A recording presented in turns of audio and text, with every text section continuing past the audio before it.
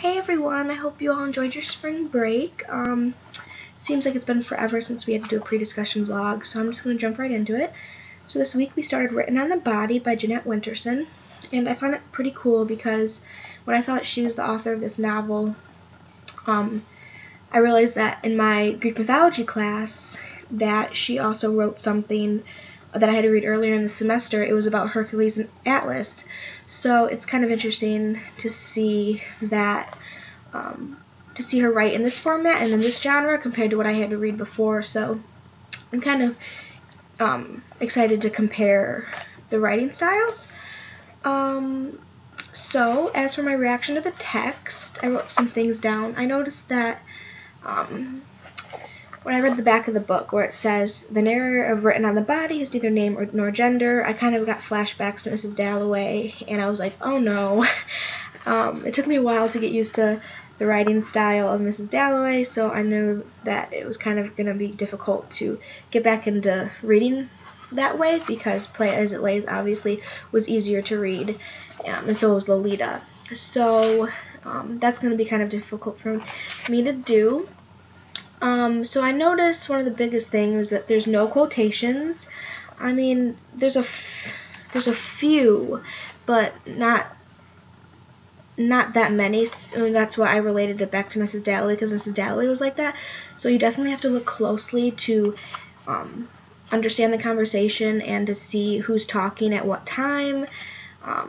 So that was one of the most difficult parts, was just knowing when conversation was taking place, because there's really no indicators. I also noticed that it goes from you to I often, like sometimes in like the same sentence or paragraph or passage. So that was kind of one of the most confusing things, like understanding when the character was referring to themselves or to other people. And lastly, I also noticed that we have to look extremely close and pay close attention to descriptions and details in order to understand the characters of the novel. We don't get a name, we don't get a gender until a few pages in, we don't get really any supporting background information. You kind of have to look for it, and it's like quick and only snippets of who the characters are. So even though it's kind of difficult, I kind of think that was an interesting way to write. And I'm looking forward to learning more about the characters by having to read in depth. So my question is kind of based off of that, and it's based off of page 12, and it starts with, you didn't answer, just held my hot hand in your cool fingers and strode uneasy in linen and silk. I felt ridiculous. I was wearing a pair of shorts with recycled tattooed across one leg. I remember vaguely that I had once had a girlfriend who thought it rude to wear shorts in front of public monuments. When we met, I tethered my bike at Charing Cross and changed in the toilets before meeting her by Nelson's Column. So my question is, what does the lack of description and the lack of names do for you as a reader, or what does it have? What effect does it have, basically?